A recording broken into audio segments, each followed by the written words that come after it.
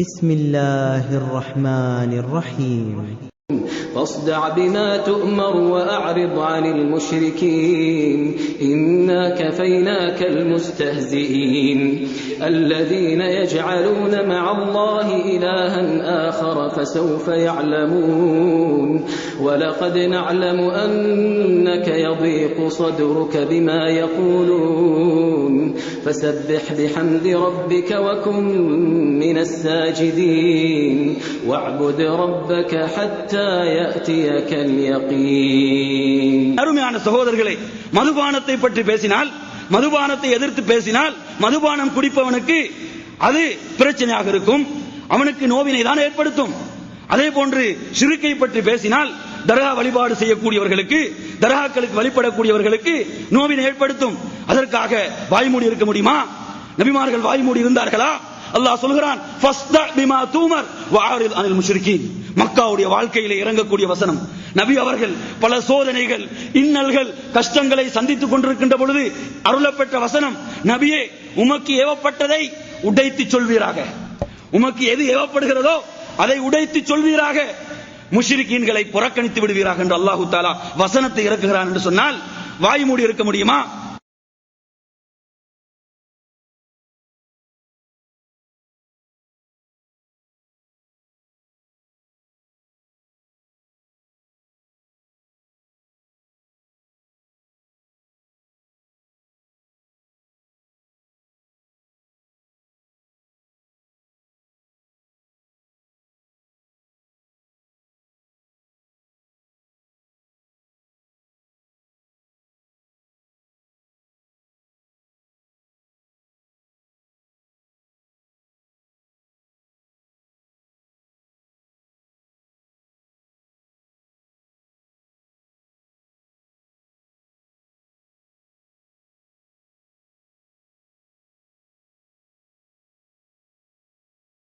إن الحمد لله نحمده ونستعينه ونستغفره ونعوذ بالله من شرور أنفسنا ومن سيئات أعمالنا من يهد الله فلا مضل له ومن يضلل فلا هادي له وأشهد أن لا إله إلا الله وحده لا شريك له وأشهد أن محمدا عبده ورسوله أما بعد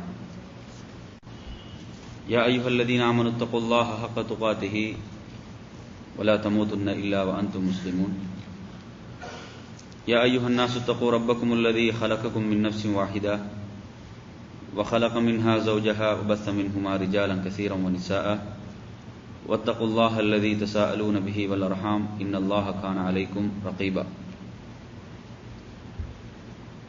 يا أيها الذين آمنوا اتقوا الله وقولوا قولا سديدا يصلح لكم أعمالكم ويغفر لكم ذنوبكم ومن يطع الله ورسوله فقد فاز فوزا عظيما فإن أصدق الحديث كتاب الله وخير الهدي هدي محمد صلى الله عليه وسلم وشر الأمور محدثاتها وكل محدثة بدعة وكل بدعة ضلالة وكل ضلالة في النار.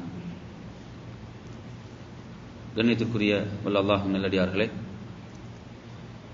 நறுமை சகோதரர்களே, தாய்மார்களே, சகோதரிகளே, முதலில் உங்களுக்கு அல்லாஹ்வுடைய சாந்தியையும் சமாதானத்தையும் பிரார்த்தித்துக் கொண்டவனாக அஸ்ஸலாமு அலைக்கும் வரஹ்மத்துல்லாஹி வபரகாத்துஹு.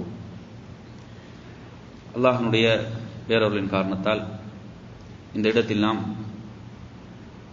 அல்லாஹ்வுடைய மார்க்கத்தை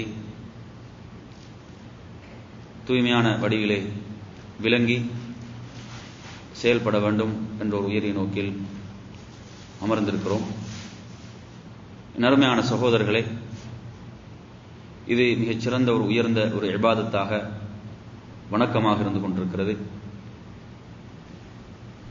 நமது உடல்கள் எப்படி இந்த இடத்தில் இருக்கின்றதோ அதே போன்று நமது சிந்தனைகளும் எண்ணங்களும் இங்கு சொல்லப்படுகின்ற செய்திகளில் இருக்க வேண்டும் என்பதை உங்களிடத்திலே கேட்டுக்கொண்டவனாக, என் அருமையான சகோதரர்களே, இன்றைய நமது தலைப்பை பொறுத்தவரையில்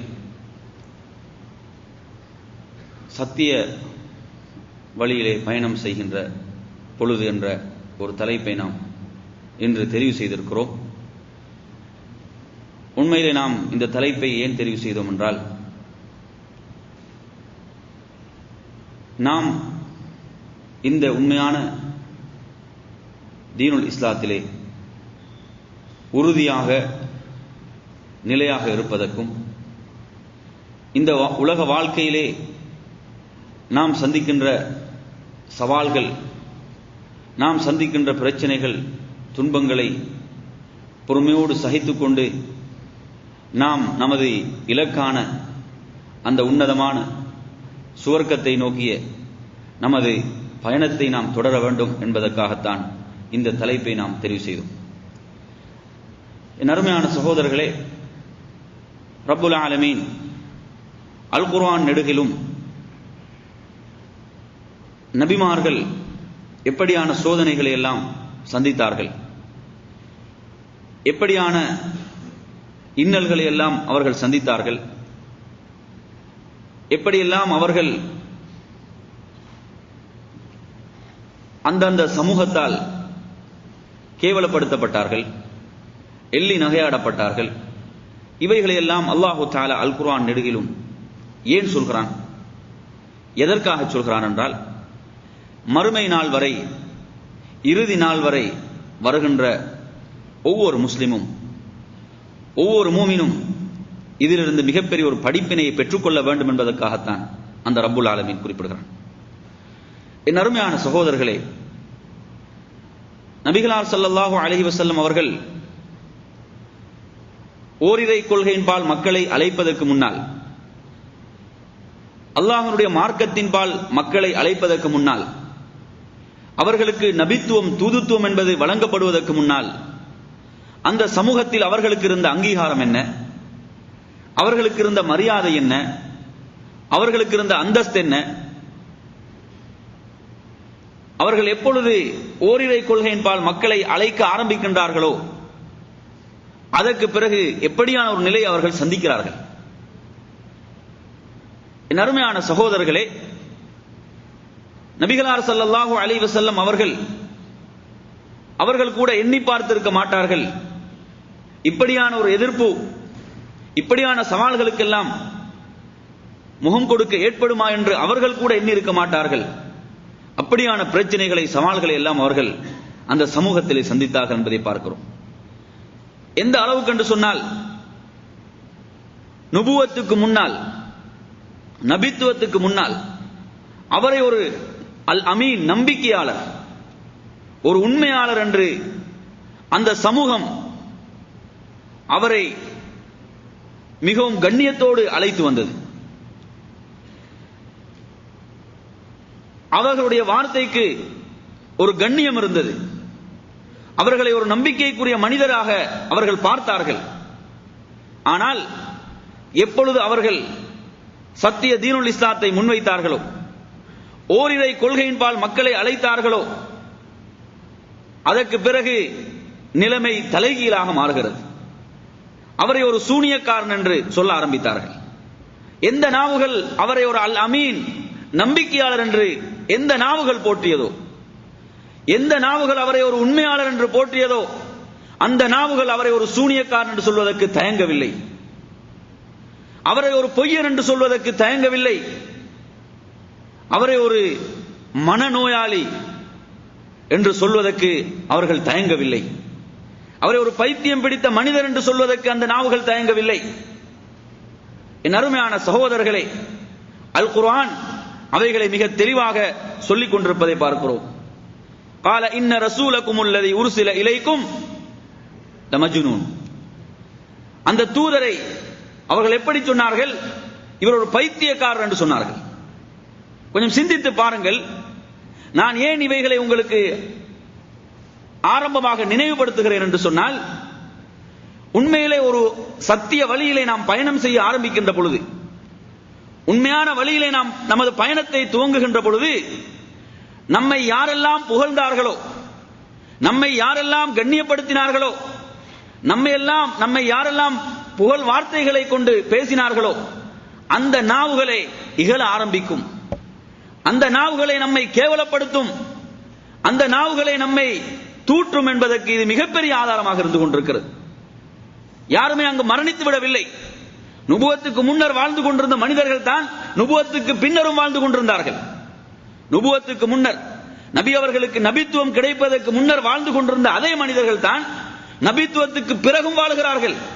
வேறொரு சமூகம் வந்துவிடவில்லை.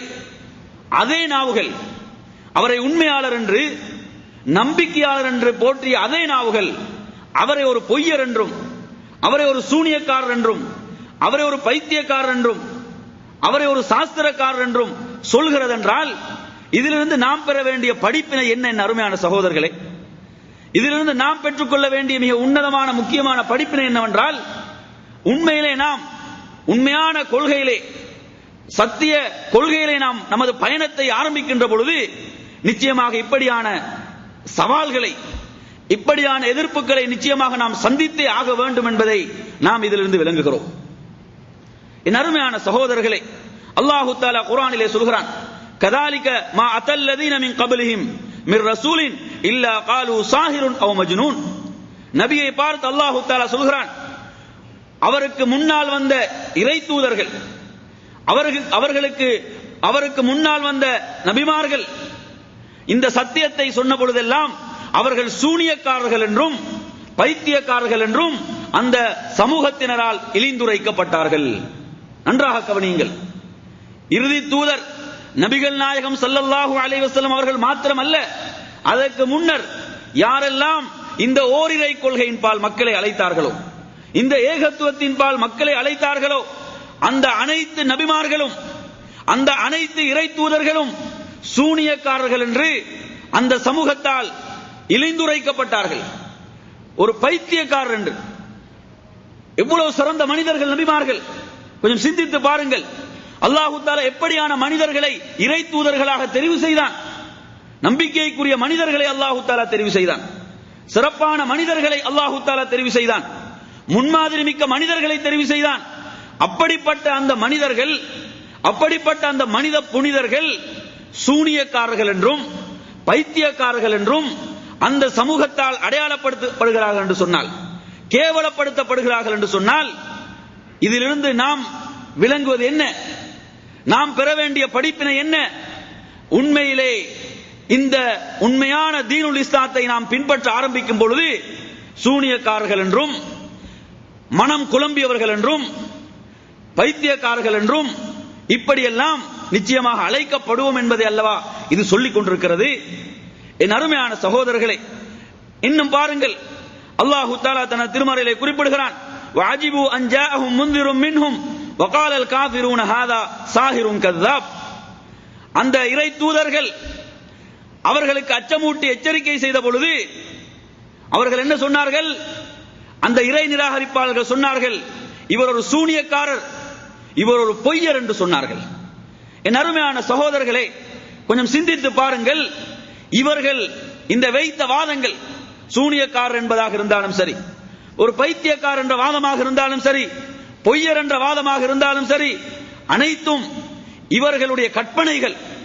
எந்த ஒரு ஆதாரம் இவர்கள் இதற்கு ஆதாரமாக முன்வைக்கவில்லை. ஒரே ஒரு காரணம். என்ன காரணம் அது? இவர்கள் ஓரிரை கொள்கையின் பால் அழைத்தார்கள். நபிமார்கள் அனைவரும் ஏகத்துவத்தின் பால் அழைத்தார்கள். என் அருமையான சகோதரர்களே, இந்த போராட்டம் நன்றாக நினைவிலே வைத்துக் கொள்ளுங்கள். இந்த நபிமார்கள் சந்தித்த இந்த போராட்டம் கியாமத் நாள் வரை இருந்து கொண்டே இருக்கும். நபிமார்கள் எப்படியான போராட்டங்களை, எதிர்ப்புகளை, இன்னல்களை, தியாகங்களை அந்த நபிமார்கள் அந்தந்த காலகட்டங்களில் சந்தித்தார்களோ, இந்த எதிர்ப்புகளும் சவால்களும் மறுமை வரை ஒவ்வொரு சத்தியவாதியாலும் சந்திக்கப்பட வேண்டியவைகள் என்பதற்காகத்தான் ரப்புல் ஆலமீன் தனது திருமறையிலே கூறிக்கொண்டிருக்கிறான். எனவே அருமையான சகோதரர்களே, நாம் நம்மை இந்த தீனுல் இஸ்லாத்திலே நிலைப்படுத்துவதற்கும் நம்மை நாம் உறுதியானவர்களாக ஆக்கிக் கொள்வதற்கும் தான் ரப்புல் ஆலமீன் இவைகளை சொல்லிக் கொண்டிருக்கிறான். வெறுமனே பக்கங்களை நிரப்புவதற்கு அல்ல.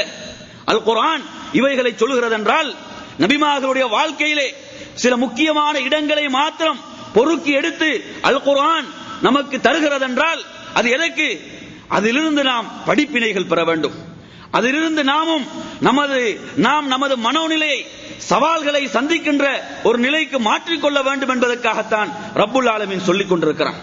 எனவே அருமையான சகோதரர்களே, இந்த சத்திய தீனுல் இஸ்லாம் இரண்டு அடிப்படைகளின் மீது ஸ்தாபிக்கப்பட்டிருக்கிறது. அதுதான் லா இலாஹ இல்லல்லாஹ் முஹம்மதுர் ரசூலுல்லாஹ். இந்த இரண்டு அடிப்படை அஸ்திவாரங்களும் எந்த ஒரு சந்தர்ப்பத்திலும் இவைகள் உடைத்தெறியப்படுவதற்கோ இவைகளுக்கு ஒரு கடுகளவும் ஒரு மாசு படிவதற்கோ எந்த ஒரு முஸ்லிமும் மூமினும் நிச்சயமாக அனுமதிக்க மாட்டான். அப்படியான ஒரு உன்னதமான ஒரு அஸ்திவாரம் இது. அனைத்து நபிமார்களும் இறை தூதர்களும் தங்களை அர்ப்பணித்து தங்களை தியாகம் செய்து தங்களுடைய உயிர்களை அர்ப்பணித்து கட்டியெழுப்பிய ஒரு கொள்கை இது. இது மறுமை நாள் வரை ஒவ்வொரு மூமினாலும் ஒவ்வொரு சத்தியவாதியாலும் நிலைநாட்டப்பட வேண்டும், பாதுகாக்கப்பட வேண்டும். என் அருமையான சகோதரர்களே, அந்த ரப்புல் ஆலமீன் அதற்காக நம்மை தெரிவு செய்திருக்கிறான். அந்த தீனுல் இஸ்லாத்தை உயிர்ப்பிப்பதற்காகவும் அதை மேலோங்க செய்வதற்காகவும் அதில் நிலையாக இருப்பதற்காகவும் அந்த ரப்புல் ஆலமீன் நம்மை தெரிவு செய்திருக்கிறான் என்று சொன்னால் உண்மையிலே இது ஒரு மிகப்பெரிய அருளாகும். இங்கு இருக்கக்கூடியவர்களில் அதிகமானவர்கள் இளைஞர்கள், வாலிபர்கள்.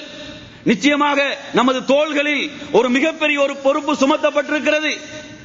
இன்று கவலையான விஷயம் என்னவென்றால் அதிகமான நாவுகளிலிருந்து அதிகமானவருடைய வாய்களிலிருந்து வெளிப்படக்கூடிய வார்த்தைகள் வெறுமனே திருமணத்தை பற்றியும் இப்படியான விஷயங்களை பற்றி பேசக்கூடிய ஒரு நிலையை தான் பார்க்கிறோம்.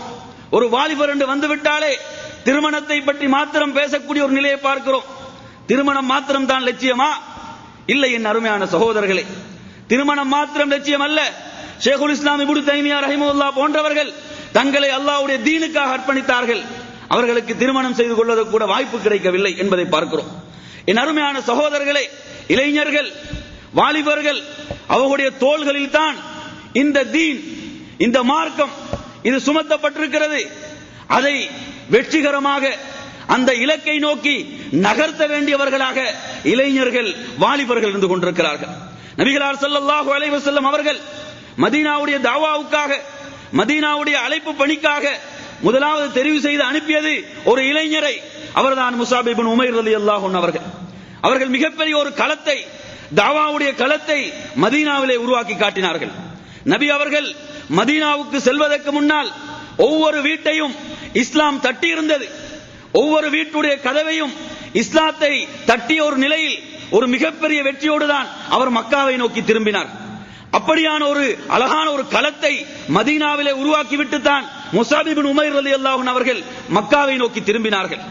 அப்படியான ஒரு அழகான களத்தை உருவாக்கியதன் பிறகு நபிகளார் ஸல்லல்லாஹு அலைஹி வஸல்லம் அவர்கள் மதீனாவை நோக்கி தங்களுடைய பயணத்தை ஆரம்பிக்கிறார்கள் என்பதை பார்க்கிறோம். எனவே அருமையான சகோதரர்களே, நாம் இளைஞர்கள், நாம் வாலிபர்கள், நாம் இந்த சத்திய தீனுல் இஸ்லாத்துடைய அந்த பொறுப்பையும் அந்த பணியையும் நமது தோள்களிலே சுமந்து நாம் நமது பயணத்தை ஆரம்பிக்க வேண்டும்.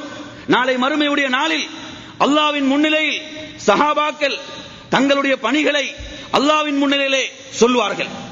நான் இந்த தீனுக்காக எனது உயிரை நான் அர்ப்பணித்தேன், என்னை நான் அர்ப்பணித்தேன், எனது கைகள் வெட்டப்பட்டன, எனது கால்கள் வெட்டப்பட்டன. இப்படியெல்லாம் அவர்கள் சத்திய தீனுல் இஸ்லாத்துக்கு செய்த தியாகங்களை எல்லாம் அல்லாஹ்வின் முன்னிலையிலே சொல்லும் பொழுது நாம் இந்த தீனுல் இஸ்லாத்துக்கு செய்தது என்ன, நமது பங்களிப்பு என்ன, அதை நாம் அல்லாஹ்வின் முன்னிலையில் சொல்லி ஆக வேண்டும். அதற்காக அருமையான சகோதரர்களே, நாம் இந்த தீனுடைய தூண்களாக இருக்கிறோம். நாம் இந்த இஸ்லாத்துடைய தூண்களாக இருக்கிறோம். இதை கட்டி எழுப்ப வேண்டியவர்களாக இருக்கிறோம். நமது லட்சியங்கள், நமது குறிக்கோள்கள் அனைத்தும் எதை நோக்கியதாக இருக்க வேண்டும் என்று சொன்னால் இந்த தீன் மேலோங்க வேண்டும், இந்த சத்திய மார்க்கம் மேலோங்க வேண்டும். அதற்கான ஒரு லட்சியமாக, குறிக்கோளாக இருக்க வேண்டும். இன்று நாம் வாழுகின்ற இந்த நவீன உலகிலே இளைஞர்கள் குறிவைக்கப்படுகிறார்கள், வாலிபம் குறிவைக்கப்படுகிறது. யூதர்களாலும் கிறிஸ்துவர்களாலும் இந்த இளைஞர்களுடைய சிந்தனைகளை எல்லாம் அந்த இலக்கை நோக்கி திருப்புவதற்காக, அவைகளை சிதறடிப்பதற்காக ஆபாசங்களையும் அந்த எண்ணங்களை திசை திருப்பக்கூடிய விரசமான காட்சிகளையும் இப்படி மோகங்களையும் துனியாவுடைய ஆசாபாசங்களையும் காட்டி இந்த இஸ்லாமிய இளைஞனுடைய சிந்தனைகளை எல்லாம் திசை திருப்புவதற்கு முயல்வதை பார்த்துக் கொண்டிருக்கிறோம். நாம் மிக மிக எச்சரிக்கையாக இருக்க வேண்டும். வாலிபம் என்பது அதன்பால் மிக அவசரமாக ஈர்க்கப்படக்கூடிய ஒன்றாக இருந்து கொண்டிருக்கிறது. அதனால் என் அருமையான சகோதரர்களே, அந்த நிலையான வெற்றி, அந்த உண்மையான வெற்றிக்காக நம்மை நாம் தயார்படுத்த வேண்டும். என் அருமையான சகோதரர்களே, இந்த சத்திய வழியிலே நாம் நமது பயணத்தை ஆரம்பிக்கின்ற பொழுதுதான் நாம் எதிர்ப்புகளையும் சவால்களையும் சந்திக்க ஆரம்பிக்கிறோம். அதற்கு முன்பு நம்மை யாருமே கண்டுகொள்ளவில்லை. கொஞ்சம் சிந்தித்து பாருங்கள். ஒருவன் சினிமாவுக்கு அடிமைப்பட்டிருக்கிறான், ஆபாசத்துக்கு அடிமைப்பட்டிருக்கிறான், எந்த ஒரு குறிக்கோளும் லட்சியமும் அவனது வாழ்க்கையிலே இல்லை. அவனது வாழ்க்கையிலே அனைத்து அனாச்சாரங்களும் வழிகேடுகளும் நிறைந்து காணப்படுகின்றன என்று சொன்னால் இவனை பற்றி யாருமே கவலைப்பட போவதில்லை, இவனை பற்றி யாருமே கவலைப்பட மாட்டார்கள். ஆனால் ஒருவன் தனது பயணத்தை ஆரம்பிக்கிறான், ஒருவன் தனது பயணத்தை சத்திய இந்த இஸ்லாமிய வழியிலே தனது பயணத்தை ஆரம்பிக்க முயற்சி செய்கிறான் என்று சொன்னால் அப்பொழுது அவன் பல கோணங்களாலும் பல இன்னல்களையும் சோதனைகளையும் அவன் சந்திக்க ஆரம்பிக்கிறான். ஷைத்தான் மிகப்பெரிய எதிரியாக இருந்து கொண்டிருக்கிறான். ஷைத்தான் தனது காய்களை நகர்த்துகிறான். மனித ஷைத்தான்களை வைத்து காய்களை நகர்த்துவான். என் அருமையான சகோதரர்களே, நாம் இந்த பயணத்தை துவக்குகின்ற பொழுது, சத்திய வழியிலே நமது பயணத்தை நாம் ஆரம்பிக்கின்ற பொழுது நிச்சயமாக எப்படியான எதிர்ப்புகள், எப்படியான சோதனைகள், எப்படியான சவால்கள் சமூகத்திலிருந்து வரும் என்று சொன்னால் சமூகம் நம்மை கேவலப்படுத்த ஆரம்பிக்கும். நபிமார்களுடைய வாழ்க்கை வரலாற்றை புரட்டி பாருங்கள். நபிகளார் ஸல்லல்லாஹு அலைஹி வஸல்லம் அவர்கள் இந்த தீனை முன்வைத்த பொழுது அவர்கள் எப்படியான சோதனைகளை எல்லாம் சந்தித்தார்கள், எப்படியான சவால்களை எல்லாம் சந்தித்தார்கள் என்றால் அவர்கள் அந்த சமூகத்தால் கேவலப்படுத்தப்படுகிறார்கள். அந்த சமூகம் அவரை கேவலப்படுத்துகின்றது, அவரை எள்ளி நகையாடுகின்றது, அவரை பரிகாசம் செய்கின்றது. அது மாத்திரமல்லாமல் அவரை அந்த சமூகத்தை விட்டு ஒதுக்கி வைக்கின்றது. 2 வருடங்களுக்கு மேல் அந்த சமூகத்தை விட்டு அவர் ஒதுக்கப்படுகின்றார்கள். இப்படியான எதிர்ப்புகள், உடல் ரீதியான சோதனைகள், உள ரீதியான கஷ்டங்கள் அனைத்தையும் அவர்கள் சந்திக்கிறார்கள். அதற்கு பிறகு அந்த தூதருடைய உயிருக்கு ஆபத்து ஏற்படுகிறது. அந்த எதிரிகள் விட்டு வைக்கவில்லை. கொஞ்சம் சிந்தித்து பாருங்கள் என் அருமையான சகோதரர்களே, அவர்கள் அசத்தியத்திலே அவ்வளவு உறுதியாக இருக்கிறார்கள் என்று சொன்னால் சத்தியத்தில் நாம் எந்த அளவு உறுதியாக இருக்க வேண்டும்? அசத்தியத்திலே இருக்கக்கூடியவர்கள் தங்கள் அசத்தியத்திலும் தங்கள் பொய்யிலும் அந்த அளவு உறுதியாக இருக்கிறார்கள் என்று சொன்னால் சத்தியத்தில் இருக்கக்கூடிய நாம் எந்த அளவு உறுதியாக இருக்க வேண்டும்? அல்லாஹு தஆலா குர்ஆனிலே சொல்கிறான், ஆமிலத்துன் நாசிபா தஸ்லா நாரன் ஹாமியா. அவர்கள் அசத்தியத்திலே உறுதியாக இருந்தார்கள், வழிகேட்டிலே உறுதியாக இருந்தார்கள். அசத்தியத்திலே உறுதியாக இருந்த காரணத்தால் அவர்கள் நரகத்துடைய வேதனை அவர்கள் சந்திப்பார்கள் என்று அல்லாஹு தஆலா சொல்கிறான். என் அருமையான சகோதரர்களே, அல்லாஹு தஆலா தனது திருமறையிலே குறிப்பிடும் பொழுது ஹுவல்லதி அர்ஸல ரசூலஹு பில் ஹுதா வதீனில் ஹக் லியுظஹிரஹு அலத்தீனி குல்லிஹி வலவ் கரிஹல் முஷ்ரிகூன். சூரத்து தௌபா 33வது வசனம். ஹுவல்லதி அர்ஸல ரசூலஹு பில் ஹுதா, அவன் தான் நேரான வழியை கொண்டு, அதே போன்று உண்மையான மார்க்கத்தை கொண்டு ஒரு தூதரை அனுப்பி வைத்தான். எதற்காக அனுப்பினான்? ஏனைய அனைத்து அசத்திய கொள்கைகள், ஏனைய அசத்திய அனைத்து மார்க்கங்களை விட இந்த உண்மையான தீன் மேலோங்க வேண்டும், இந்த பூமியிலே நிலைநாட்டப்பட வேண்டும் என்பதற்காக அல்லாஹு தஆலா ஒரு தூதரை அனுப்பினான். அதை சொல்லிவிட்டு சொல்கிறான், வலவ் கரிஹல் முஷ்ரிகூன், இணை வைப்பாளர்கள் வெறுத்த போதும் சரி. பார்த்தீர்களா எங்கே சவால் இருக்கிறது என்று? இந்த தீனை நிலைநாட்டுவதற்கு, இந்த தீனை நடைமுறைப்படுத்துவதற்கு ஒருவன் புறப்படுகின்ற பொழுது அதை நிச்சயமாக ஒரு காஃபிர் விரும்ப மாட்டான், ஒரு முஷ்ரிக் விரும்ப மாட்டான், ஒரு யூதன் விரும்ப மாட்டான், ஒரு கிறிஸ்துவன் விரும்ப மாட்டான். இவர்கள் யாருமே விரும்ப மாட்டார்கள். எப்படி இவனை இந்த நேரான வழியை விட்டு திசை திருப்ப முடியுமோ அதற்கான அனைத்து முயற்சிகளையும் அவர்கள் செய்வார்கள். எனவே அருமையான சகோதரர்களே, ரப்புல் ஆலமீன் மிக தெளிவாக இங்கே குறிப்பிடுகிறான். அல் குர்ஆனிலே நீங்கள் புரட்டி பார்த்தால் ஃபிரௌன், அதே போன்று மூசா அலைஹிஸ்ஸலாமுடைய அந்த சம்பவங்களை, நிகழ்வுகளை அல்லாஹு தஆலா குர்ஆனிலே பல இடங்களிலே சொல்லி வருகிறான். அதில் ஒன்றை பற்றி அல்லாஹு தஆலா சொல்கின்ற பொழுது, மூசா அலைஹிஸ்ஸலாம் அவர்கள் ஃபிரௌனை சந்திக்கிறார்கள், ஃபிரௌனுக்கு தவா கொடுக்கின்றார்கள், ஃபிரௌனை சத்திய வழியின்பால் அழைக்கிறார்கள். அந்த நேரத்திலே ஃபிரௌன் சொல்கிறான், என்ன சொல்கிறான்? இவர் ஒரு சூனியக்காரர், இவரிடம் இருக்கக்கூடிய சூனியம் என்று சொல்கிறான். அந்த நேரத்திலே ஃபிரௌன் சொல்கிறான், இவரது சூனியத்தை தோற்கடிக்க வேண்டும். இவரது சூனியத்தை தோற்கடிப்பதற்காக இருக்கக்கூடிய மிகப்பெரிய சூனியக்காரர்களை எல்லாம் அவன் திரட்டுகிறான். அந்த ஊரிலே இருக்கக்கூடிய அந்த பகுதியில் இருக்கக்கூடிய அனைத்து சூனியக்காரர்களையும், பேர் போன சூனியக்காரர்களை எல்லாம் அவன் ஒன்று திரட்டுகிறான்.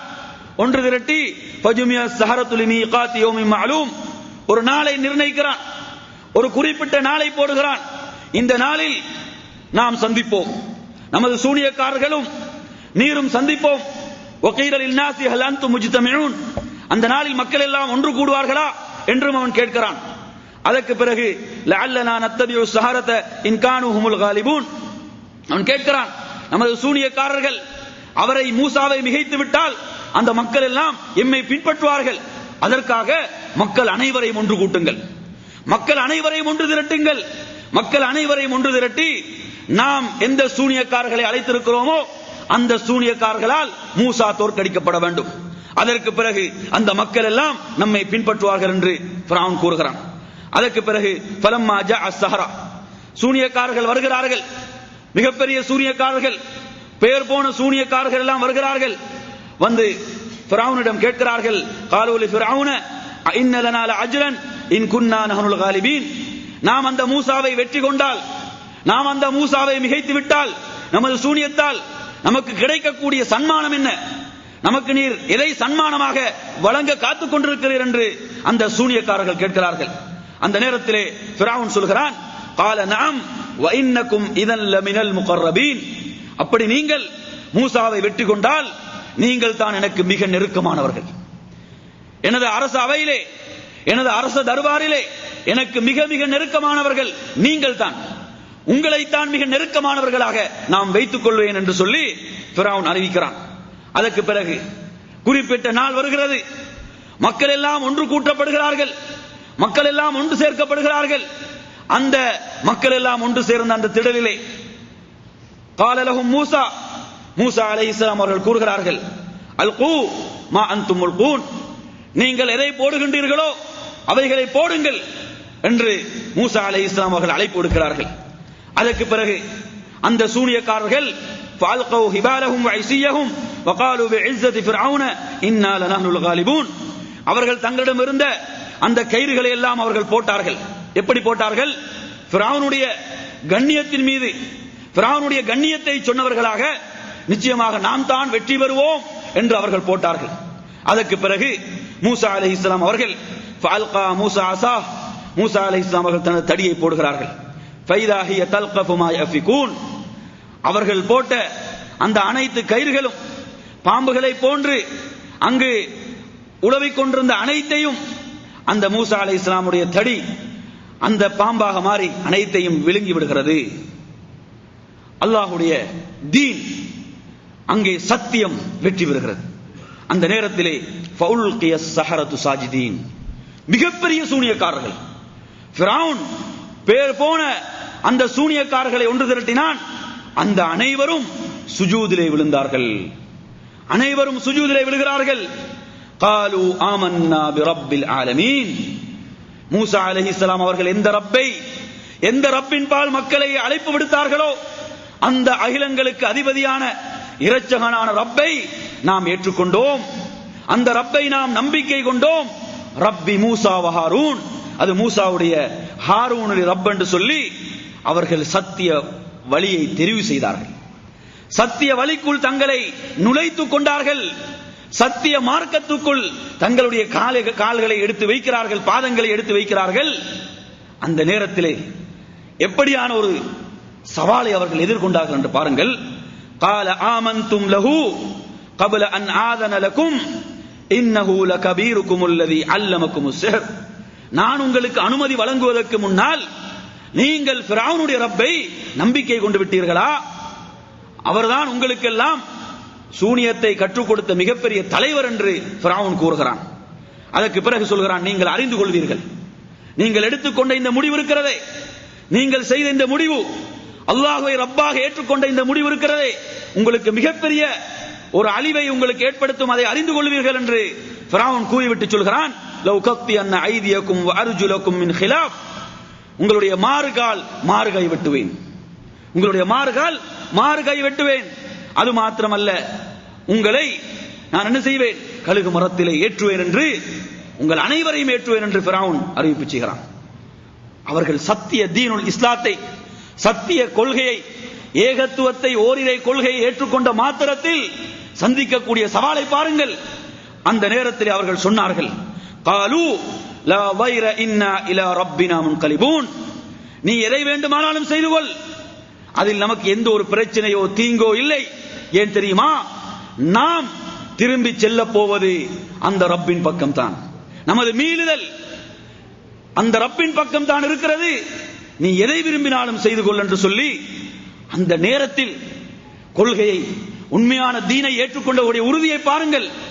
அந்த நேரத்தில் அவர்கள் அப்படி சொன்னார்கள், இன்னா நத்மு அன் யக்ஃபிர் லனா ரப்புனா ஹதாயானா அன் குன்னா அவ்வலுல் முஃமினீன், நாம் அல்லாஹ்வை ஏற்றுக்கொண்ட முதன்மையான மூமின்களாக இருக்கின்ற காரணத்தால் அல்லாஹ் எமது பாவங்களை எல்லாம் மன்னிப்பான் என்பதை நாம் ஆதரவு வைக்கிறோம் என்றும் அவர்கள் சொன்னார்கள்.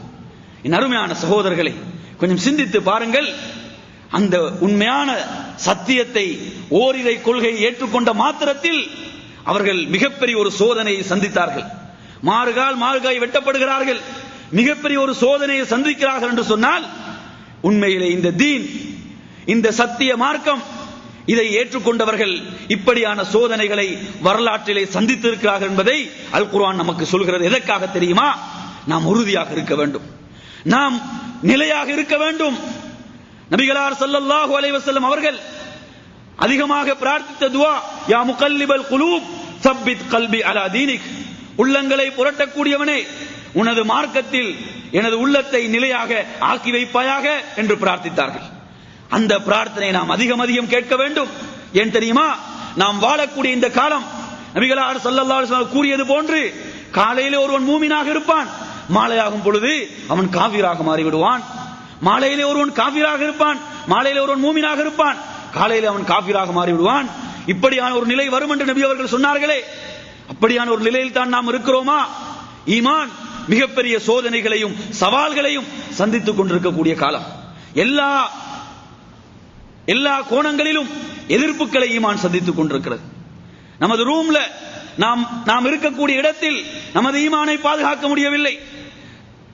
அப்படியான ஒரு மோசமான நிலையை நாம் வாழ்ந்து கொண்டிருக்கிறோம்.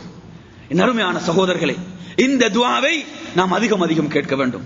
யா முகல்லிபல் குலூப் சப்பித் கல்பி அலா தீனிக், உள்ளங்களை புரட்டக்கூடியவனே, எனது உள்ளத்தை உனது மார்க்கத்தில் நிலையாக ஆக்கி வைப்பாயாக என்ற துஆவை நாம் அதிகம் கேட்க வேண்டும்.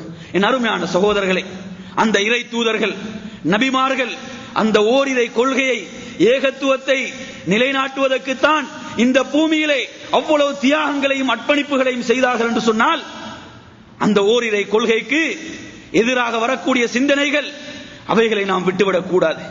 நாம் அவைகளுக்கு முன்னால் கண்மூடித்தனமாக இருக்கக்கூடாது. அந்த இறை தூதர்கள், சஹாபாக்கள் செய்த அர்ப்பணிப்புகள், தியாகங்கள், அதில் மிக குறைந்த அளவையாவது செய்து நாம் இந்த ஓரிரை கொள்கையை பாதுகாக்க வேண்டுமா இல்லையா? என் அருமையான சகோதரர்களே, அடுத்ததாக இந்த தலைப்பை நான் தெரிவு செய்வதற்குரிய மற்றொரு முக்கியமான காரணம் என்னவென்றால், நீங்கள் அனைவரும் அறிந்து வைத்திருப்பீர்கள், சென்ற வாரம் இலங்கையிலே நடந்த ஒரு கவலையான நிகழ்வு. அது எந்த நாடாக இருக்கலாம், எந்த பகுதியாக இருக்கலாம், எந்த பிரதேசமாக இருக்கலாம்.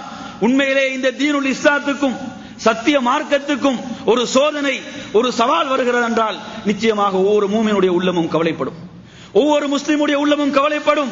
அது எந்த பகுதியை சார்ந்ததாக இருக்கலாம். என் அருமையான சகோதரர்களே, அங்கு நடந்த அந்த மிருக வெறியாட்டம் என்னவென்று சொன்னால், அதை நடுநிலையோடு நீங்கள் பார்க்க வேண்டும்.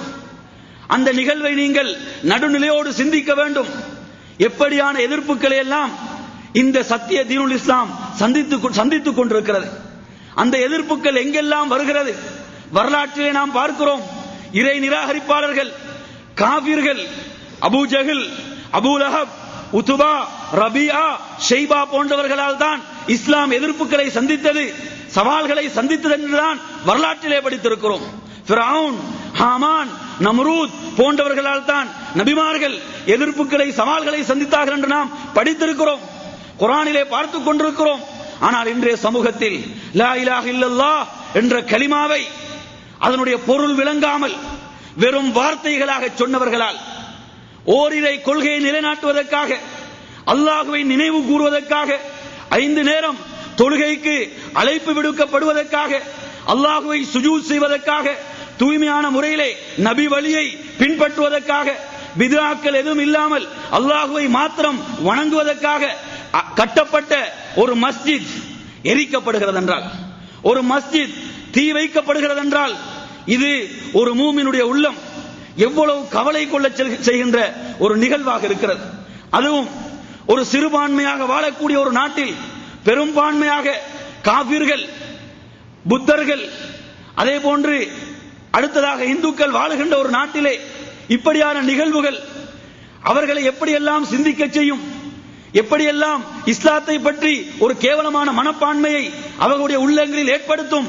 இந்த எந்த ஒரு சிந்தனையுமே இல்லாமல் ஒரு மிகப்பெரிய ஒரு மிருக வெறியாட்டத்தை அல்லாஹ்வுடைய ஆலயத்தில் அரங்கேற்றினார்கள். என் அருமையான சகோதரர்களே, உள்ளம் வேதனைப்படுகிறது, உள்ளம் கவலைப்படுகிறது. அல்லாஹு தஆலா தனது திருமறையிலே குறிப்பிடுகிறான், வஅன்னல் மஸாஜித லில்லாஹ் ஃபலா ததுஉ மஅல்லாஹி அஹதா. நிச்சயமாக மஸ்ஜிதுகள் அனைத்தும் அல்லாஹ்வுக்குரியவைகள். அந்த மஸ்ஜிதுகளில் அல்லாஹ்வை தவிர வேறு யாரும் அழைக்கப்படக்கூடாது, அல்லாஹ்வோடு வேறு யாரும் அழைக்கப்படக்கூடாது. அல்லாஹு தஆலா அதற்கு அனுமதி வழங்க குர்ஆனின் மூலம் மறுத்து விட்டான். மஸ்ஜிதுகள் அனைத்திலும் அல்லாஹ் மாத்திரம் அழைக்கப்பட வேண்டும். இன்று நமது மஸ்ஜிதுகளை எடுத்து பாருங்கள். மஸ்ஜிதுகளிலே அங்கே நீங்கள் எடுத்து பார்த்தால் 30 நாட்கள் புகாரி கந்தூரி என்று சொல்லி 30 நாட்கள் மௌலிதுகளை பாடினார்கள். அந்த மௌலிதுகளில் அவர்கள் அழைத்தது யாரை? அல்லாஹ்வை அழைத்தார்களா? அவர்கள் மரணித்தவர்களை அழைத்தார்கள். மரணித்தவர்களை அழைத்து பிரார்த்தித்தார்கள், துஆ செய்தார்கள். அல்லாஹ்வுக்கு மாத்திரம் செய்ய வேண்டிய இபாதத்தை அவர்கள் மரணித்தவர்களுக்கு செய்தார்கள்.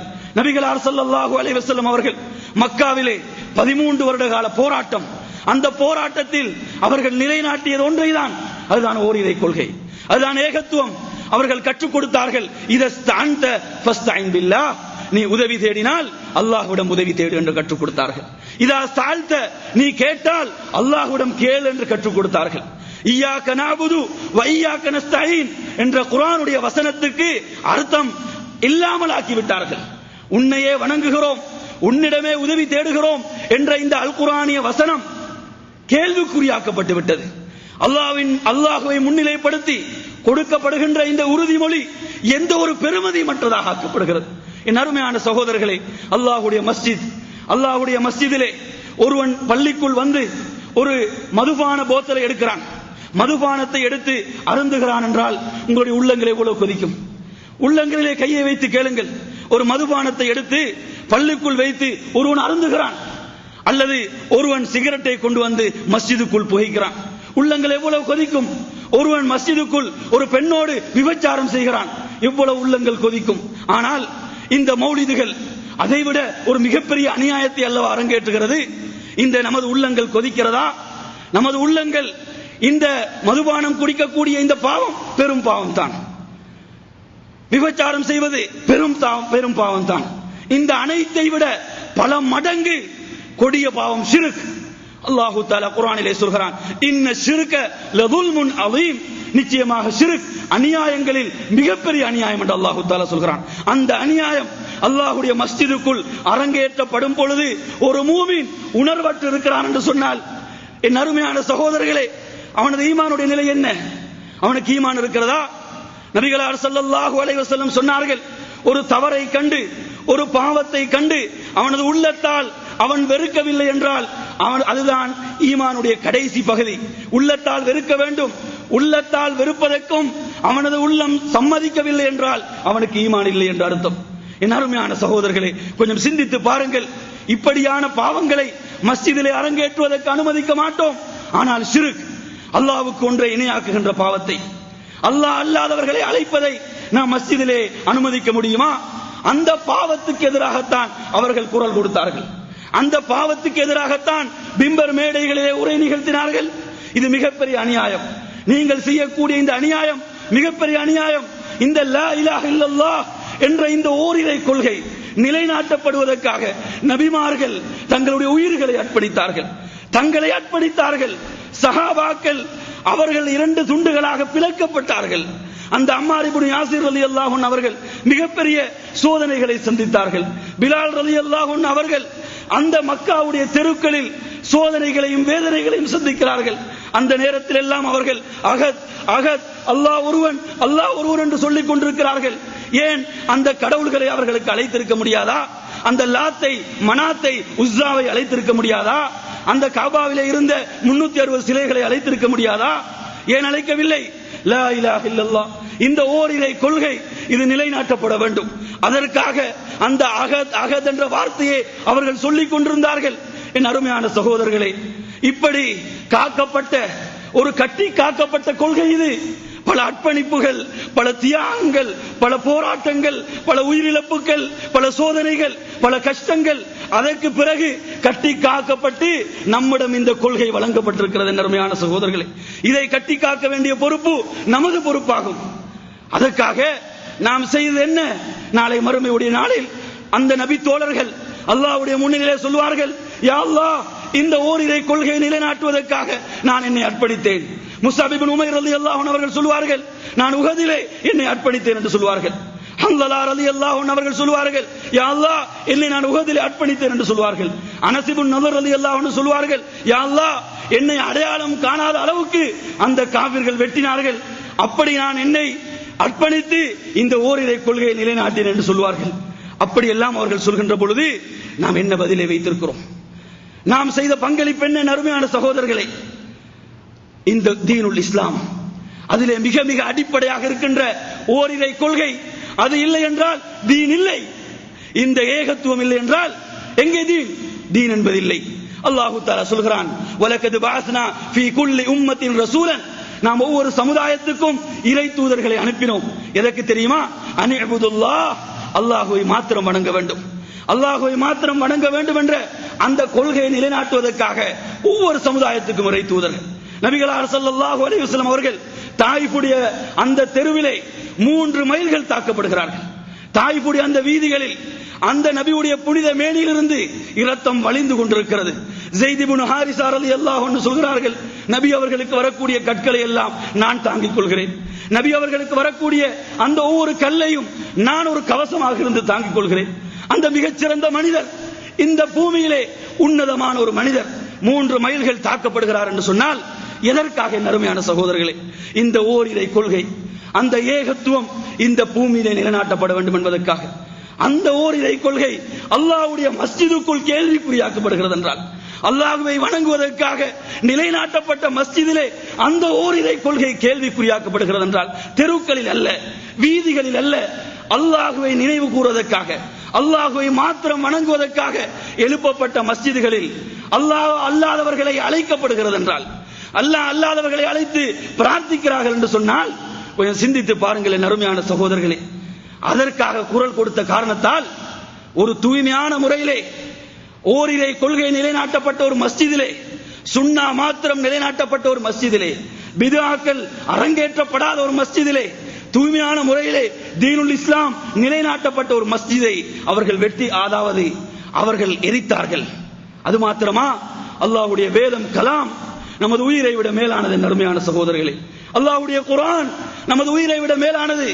நாம் பல வருடங்களுக்கு முன்பு கேள்விப்பட்டோம், கிறிஸ்துவர்கள் தான் அதை எரித்தார்கள், கிறிஸ்துவர்கள் தான் அந்த குர்ஆனை கேவலப்படுத்தினார்கள் என்று செய்திகளிலே படித்தோம். ஆனால் இங்கு லா இலாஹ இல்லல்லாஹ் என்ற கலிமாவை பொருள் விளங்காமல் சொல்லி ஒரு கூட்டம் அல் குர்ஆனை எரிக்கிறது என்றால், அல் குர்ஆனை கிழித்து எரிகிறது என்றால், அல் குர்ஆனை தங்களுடைய கால்களுக்கு போட்டு அவர்கள் துச்சமாக அதை மிதிக்கிறது என்றால் ஒரு மூமினுடைய உள்ளம் எவ்வளவு வேதனைப்படும். அல் குர்ஆன் நமது உயிரை விட மேலானது. நமது உயிரை விட அந்த கலாம் பாதுகாக்கப்பட வேண்டும். நபிகளார் ஸல்லல்லாஹு அலைஹி வஸல்லம் அவர்கள் சொன்னார்கள், அல் குர்ஆன் கேவலப்படுத்தப்படும் என்று சொன்னால் அந்த குர்ஆனை காஃபிர்கள் வாழுகின்ற பகுதிக்கு நீங்கள் கொண்டு செல்வது கூடாது என்று நபி அவர்கள் ஹதீஸிலே கூறினார்கள். குர்ஆன் அதை நீங்கள் கொண்டு செல்கின்ற பொழுது, நீங்கள் கொண்டு செல்கின்ற பகுதியிலே அதை இறை நிராகரிப்பாளர்கள் கேவலப்படுத்துவார்கள் என்று சொன்னால் குர்ஆனை கொண்டு செல்வது தடை என்று நபி அவர்கள் உத்தரவு போட்டார்கள். அந்த குர்ஆன் அல்லாஹ்வுடைய மஸ்ஜிதிலே வைத்து எரிக்கப்படுகிறது என்று சொன்னால், அந்த குர்ஆன் கேவலமாக போட்டு மிதிக்கப்படுகிறது என்றால் இவர்கள் யார்? என் அருமையான சகோதரர்களே, இவர்கள் யார்? இவர்கள் யாரால் வழிநடத்தப்படுகிறார்கள்? ஷைத்தான் இவர்களை வழிநடத்துகிறான். ஷைத்தான் தான் இவர்களை வழிநடத்துகிறான். அது மாத்திரமல்ல என் அருமையான சகோதரர்களே, 24ஆம் தேதி சென்ற இந்த மாதத்தினுடைய 24ஆம் தேதி அந்த வெள்ளிக்கிழமை இரவு 12:30 மணி அளவிலே அந்த மஸ்ஜிதை காப்பதற்காக, அந்த மஸ்ஜிதை காக்க வேண்டும் என்பதற்காக 15 இளைஞர்கள் வருகிறார்கள். அந்த மஸ்ஜிதிலே தூங்குகிறார்கள். அந்த மஸ்ஜிதை காக்க வேண்டும் என்பதற்காக, அல்லாஹ்வுடைய வழியிலே அவர்கள் தங்களை அர்ப்பணிப்பதற்காக வருகிறார்கள். அந்த நேரத்திலே பல பகுதிகளிலிருந்து, இலங்கையிலே தென் மாகாணம் காலி போன்ற பகுதிகளிலிருந்து அவர்கள் அஞ்சிக் கொள்ள வேண்டும் என் அருமையான சகோதரர்களே. அந்த காலி என்ற ஊர் இருக்கிறதே, அங்கு இருந்த சகோதரர்கள் இருந்தாலும் அவர்களுக்கும் படிப்பினை, அனைவருக்கும் படிப்பினை. நீங்கள் சுனாமி எடுத்து பார்த்தால், சுனாமியிலே மிகப்பெரிய ஒரு அழிவை அந்த ஊர் சந்தித்தது. சுனாமியிலே ஒரு மிகப்பெரிய அழிவை அந்த ஊர் சந்திக்கிறது. அல்லாஹு தஆலா குர்ஆனிலே எப்படி தெரியுமா சொல்கிறான்? அந்த ரப்புல் ஆலமீன் குர்ஆனிலே சொல்கின்ற பொழுது எப்படி சொல்கிறான் என்றால், வமா வலம்னாகும், நாம் அவர்களுக்கு அநியாயம் செய்யவில்லை, வலாக்கின் வலமு அன்ஃபுஸஹும், அவர்கள் தங்களுக்கு தாங்களே அநியாயம் செய்து கொண்டார்கள். ஃபமா அக்னத் அன்ஹும் ஆலிஹத்துஹும், அவர்கள் யாரெல்லாம் அல்லாஹ்வை விட்டுவிட்டு அழைத்தார்களோ, அல்லாஹ்வை விட்டுவிட்டு பிரார்த்தித்தார்களோ, அந்த கடவுள்களால் எந்த ஒன்றும் செய்ய முடியவில்லை. லம்மா ஜாஅ அம்ரு ரப்பிக், உமது ரப்புடைய கட்டளை வந்த பொழுது அவர்கள் யாரெல்லாம் அழைத்து பிரார்த்தித்தார்களோ அவர்களால் எந்த ஒன்றும் செய்ய முடியவில்லை. வமா ஸாதுஹும் கைர தத்பீத், அவர்களுக்கு அழிவையும் தண்டனையும் விட வேறொன்றையும் அவர்களால் அதிகப்படுத்த முடியவில்லை. அல்லாஹ் சொல்கிறான், வகதாலிக அஹது ரப்பிக், உமது ரப் இருக்கிறானே, அந்த ரப் அவன் பிடித்தான் என்றால் இப்படித்தான் பிடிப்பான். அல்லாஹு தஆலா தனது வல்லமையை சொல்கிறான், தனது சக்தியை சொல்கிறான். நபிமார்கள், அந்த நபிமார்களுக்கு செவிசாய்க்காத பொழுது, அவர்கள் இணை வைத்துக் கொண்டிருந்த பொழுது, அந்த சமூகங்கள் அளிக்கப்பட்ட செய்திகளை அல்லாஹு தஆலா இங்கு நமக்கு சொல்கிறான். இதிலே நமக்கு படிப்பினை இருக்கிறது என்பதற்காக சொல்கிறான். படிப்பினை பெற்றார்களா? இதிலே படிப்பினை பெற்றிருக்கிறார்களா? குர்ஆனின் பக்கம் சரியாக திரும்பி இருக்கிறார்களா? குர்ஆனை பொருள் விளங்காமல் வாசித்துக் கொண்டிருக்கிறார்கள், குர்ஆனை பொருள் விளங்காமல் படித்துக் கொண்டிருக்கிறார்கள். அல்லாஹு தஆலா சொல்கிறான், வகதாலிக அஹது ரப்பிக், உமது இறைவன் பிடிக்க ஆரம்பித்தால் இப்படித்தான் பிடிப்பான். இதா அகதல் குரா, ஒரு கிராமத்தையோ ஒரு ஊரையோ அவன் பிடித்தால் அந்த ஊரை மிக கடுமையாக பிடிப்பான். வஹிய ஸாலிமா, அந்த ஊரில் இருக்கக்கூடியவர்கள் அநியாயக்காரர்கள். இன்ன அஹதஹு அலீமுன் ஷதீத், நிச்சயமாக அல்லாஹ்வுடைய பிடி மிக கடுமையானது என்று அல்லாஹ் அறிவிக்கிறான். இவர்கள் படிப்பினை பெறவில்லை அருமையான சகோதரர்களே. ஒரு மிகப்பெரிய அழிவை சந்தித்த ஒரு ஊர் அது, அல்லாஹ்வுடைய மிகப்பெரிய ஒரு தண்டனையை சந்தித்த ஒரு ஊர் இது. அதிலிருந்து அவர்கள் படிப்பினை பெறவில்லையா? அல்லாஹ் கேட்கிறானா இல்லையா? மற்றொரு இடத்தில் அல்லாஹ் சொல்கிறான், வலா தஹ்ஸபன்னல்லாஹ காஃபிலன், நீங்கள் ஒருபோதும் எண்ணிவிடக் கூடாது அல்லாஹ் பாராமுகமாக இருக்கிறான், அல்லாஹ் கண்டுகொள்ளாமல் இருக்கிறான் என்று எண்ணிவிடாதீர்கள். அம்மா யஅமலுல் ஸாலிமூன், அந்த அநியாயக்காரர்கள் அரங்கேற்றுகிறார்களே அநியாயம், அந்த அநியாயக்காரர்கள் செய்கின்றார்களே அநியாயம், அந்த அநியாயம் விஷயத்தில் அல்லாஹ் கண்டுகொள்ளாமல் இருக்கிறான் என்று நீங்கள் ஒருபோதும் எண்ணிவிட வேண்டாம். இன்னமா யுஅখিরஹும், நிச்சயமாக அவன் பிற்படுத்தி வைத்திருக்கிறான், அவன் பிற்படுத்தி வைத்திருக்கிறான், அவன் கால அவகாசம் கொடுக்கிறான். எதற்கு தெரியுமா? லியௌமின், ஒரு நாளுக்காக. அந்த நாள் எப்படிப்பட்டது தெரியுமா? தஷ்கசு ஃபீஹில் அப்சார், பார்வைகள் எல்லாம் மேல் நோக்கி இருக்கும். பார்வைகள் எல்லாம் வலது பக்கத்தில் இருக்கிறது யாரு, இடது பக்கத்தில் இருக்கிறது யாரு, முன்னால் இருக்கிறது யாரு, இவர் தெரிஞ்சவரா தெரியாதவரா, சொந்தக்காரரா உறவினரா பக்கத்து ஊருக்காரரா, அப்படியெல்லாம் பார்ப்பதற்கு அந்த நாளில் அவகாசம் இல்லை. பார்வைகள் எல்லாம் மேல் நோக்கி இருக்கும் என்று அல்லாஹ் தஆலா சொல்கிறான். அப்படிப்பட்ட ஒரு நாளுக்காக நாம் இவர்களை பிற்படுத்தி வைத்திருக்கிறோம். என் அருமையான சகோதரர்களே, இவர்கள் அஞ்சிக் கொள்ள வேண்டும். இவர்களுக்கு நாம் கொடுக்கக்கூடிய செய்தி, இவர்கள் தங்களுடைய இந்த அநியாயத்தை பற்றி இவர்கள் மிக எச்சரிக்கையாக இருக்க வேண்டும். அந்த இரவில் அவர்கள் என்ன செய்தார்கள்?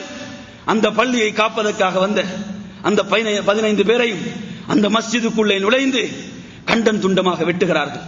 என் அருமையான சகோதரர்களே, நபிகளார் ஸல்லல்லாஹு அலைஹி வஸல்லம் அவர்கள் ஒரு முறை ஒரு நாட்டுப்புற ஒரு கிராமத்து மனிதர் வந்து மஸ்ஜிதிலே சிறுநீர் கழிக்கிறார். சஹாபாக்கள் கொதித்தெழுகிறார்கள், சஹாபாக்கள் பொங்கி எழுகிறார்கள். இது அல்லாஹ்வுடைய ஆலயம், அல்லாஹ்வுடைய மஸ்ஜித், இதிலே சிறுநீர் கழிப்பதற்கு அனுமதிக்க முடியுமா? சஹாபாக்கள் கொதித்தெழுகிறார்கள். நபிகளார் ஸல்லல்லாஹு அலைஹி வஸல்லம் அவர்கள் அந்த அறியாமை மனிதர், எந்த ஒரு நாகரிகமும் தெரியாத அந்த மனிதரை அழைத்து, மஸ்ஜித் இதுக்கல்லப்பா, மஸ்ஜித் அல்லாஹ்வை நினைவு கூறுவதற்கு, அல்லாஹ்வை திக்ர் செய்வதற்கு, அல்லாஹ்வை தொழுவதற்கு அப்பா மஸ்ஜித் என்று கற்றுக் கொடுத்தார்களே பாடம். அந்த பாடத்தை இவர்கள் கற்றுக்கொண்டார்களா?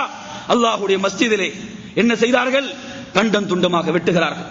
அங்கு 2 இளைஞர்கள் தங்களுடைய உயிரை அர்ப்பணிக்கிறார்கள், ஷஹீதாக்கப்படுகிறார்கள். என் அருமையான சகோதரர்களே, அதிலும் மிக மிக கவலையான செய்தி என்ன தெரியுமா? அந்த நேரத்திலே அவர்களுடைய வாயிலிருந்து வந்த வார்த்தைகள் லா இலாஹ இல்லல்லாஹ், எனது நாவு கூட கூசுகிறதை சொல்வதற்கு. ஷேக் வலியுல்லாஹ், லா இலாஹ இல்லல்லாஹ் ஷேக் வலியுல்லாஹ் என்று சொல்லிதான் அவர்கள் வெட்டினார்கள். அந்த வார்த்தைகளை சொல்லுமாறு அவர்கள் நிர்பந்தித்தார்கள். அங்கிருந்த அந்த இளைஞர்களை, அங்கிருந்த மக்களை அவர்கள் நிர்பந்தம் செய்தார்கள். சொல்லுங்கள் இந்த வார்த்தைகளை, இல்லாவிட்டால் நாம் உங்களை கண்டம் துண்டமாக வெட்டுவோம். லா இலாஹ இல்லல்லாஹ், வணக்கத்துக்குரிய நாயன் அல்லாஹ்வை தவிர வேறு யாரும் இல்லை. அதை தொடர்ந்து நாம் சொல்வது முஹம்மது ரசூலுல்லாஹ். அவர்கள் என்ன தெரியுமா சொல்கிறார்கள்? ஷேக் வலியுல்லாஹ், ஷேக் தான் அல்லாஹ்வுடைய வலி, அதை சொல்லுங்கள். அதை சொல்லியவர்களாக இவர்கள் அந்த மூமின்களை, அந்த அல்லாஹ்வை வணங்கக்கூடிய ஓரிரை கொள்கைவாதிகளை வெட்டுகிறார்கள் என்று சொன்னால் இவர்கள் யார்? என் அருமையான சகோதரர்களே, யா முஹியத்தீன் என்று அழைத்து வெட்டுகிறார்கள். யா முஹியத்தீன் என்று சொல்லுங்கள் என்று நிர்பந்திக்கிறார்கள். என் அருமையான சகோதரர், கொஞ்சம் சிந்தித்து பாருங்கள். அல்லாஹு தஆலா சொல்லக்கூடிய ஒவ்வொரு வார்த்தைகளும் இவர்களுக்கு மிக பொருத்தமானதாகும். அல்லாஹ் சொல்கிறான், சூரத்துல் ஜுமர் என்ற அத்தியாயத்துடைய 45வது வசனமாக சொல்கிறான், வைதா துக்கிரல்லாஹு வஹ்தஹு இஸ்மஅஸத் குலூபுல் லதீன லா யுமினூன பில் ஆখিরা வைதா துக்கிரல்லதீன மின் தூனிஹி இதாஹும் யஸ்தப்ஷிரூன். அல்லாஹ் சொல்கிறான், எப்படி சொல்கிறான்? அல்லாஹ்வை மாத்திரம் நினைவு கூறப்பட்டால், அல்லாஹ்வுடைய பெயர் மாத்திரம் சொல்லப்பட்டால் அவர்களது உள்ளங்கள் சுருங்கி விடுகின்றன. யாருடைய உள்ளங்கள்? லா யுமினூன பில் ஆখিরা, மறுமையை நம்பாதவருடைய உள்ளங்கள், மறுமையை நம்பிக்கை கொள்ளாதவருடைய உள்ளங்கள் சுருங்கி விடுகின்றன. அல்லாஹ்வை மாத்திரம் நினைவு கூறும் பொழுது, அல்லாஹ்வுடைய பெருமையை மாத்திரம் சொல்லும் பொழுது, அல்லாஹ்வை மாத்திரம் பெருமைப்படுத்துகின்ற பொழுது, அல்லாஹ்வுடைய வல்லமைகளை மாத்திரம் சொல்லும் பொழுது யாருடைய உள்ளங்கள் சுருங்கி விடுகிறது? மறுமையை நம்பாதவருடைய உள்ளங்கள். அது மாத்திரமல்ல, வைதா துக்கிரல்லதீன மின் தூனிஹி, அல்லாஹ்வை விட்டுவிட்டு வேறு யாரையாவது நினைவு கூர்ந்தால் அவர்கள் மகிழ்ச்சி அடைகிறார்கள். யா முஹியத்தீன் என்று அழைத்தால் அவர்கள் மகிழ்ச்சி அடைகிறார்கள். ஷேக் வலியுல்லாஹ் என்று அழைத்தால் மகிழ்ச்சி அடைகிறார்கள். அல்லாஹ்வுடைய பெயர் அது மாத்திரம் சொல்லப்படும் பொழுது அந்த உள்ளங்கள் சுருங்குகிறது என்றால் இவர்கள் யார்? நீங்கள் தீர்மானித்துக் கொள்ளுங்கள். என் அருமையான சகோதரர்களே, இப்படி ஒரு மிகப்பெரிய ஒரு அநியாயத்தை அரங்கேற்றுகிறார்கள்.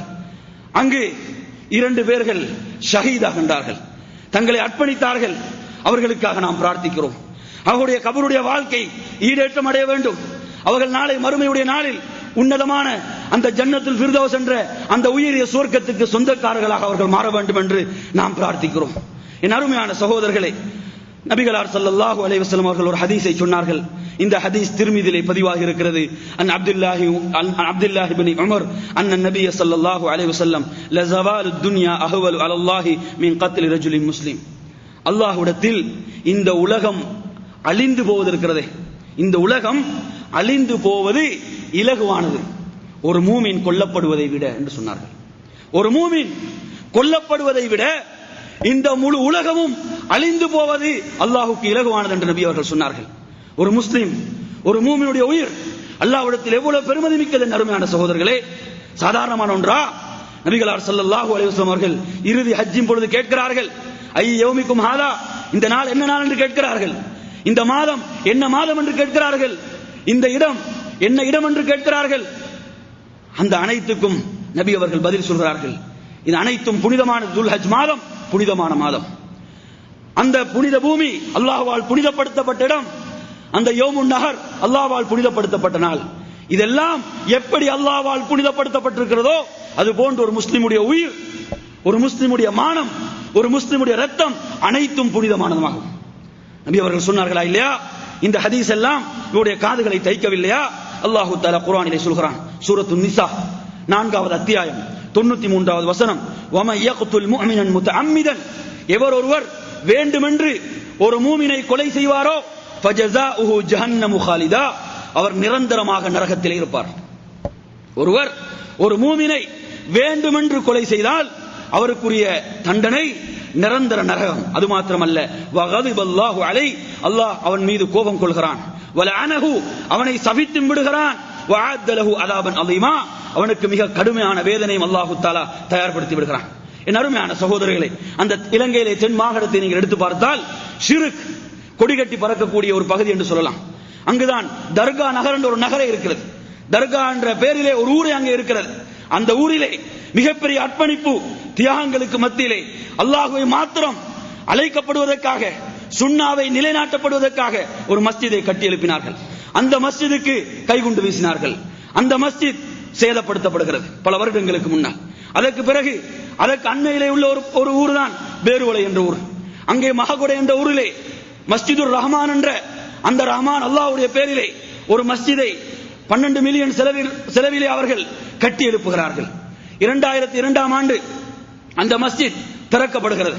அதற்கு முன்னால் அந்த மஸ்ஜித் கட்டப்பட்டுக் கொண்டிருக்கக்கூடிய சந்தர்ப்பத்திலே நோன்புடைய காலத்தில் அங்கு சுபஹுடைய தொழுகை நடைபெறுகின்ற பொழுது ஒரு கைக்குண்டை வீசினார்கள்.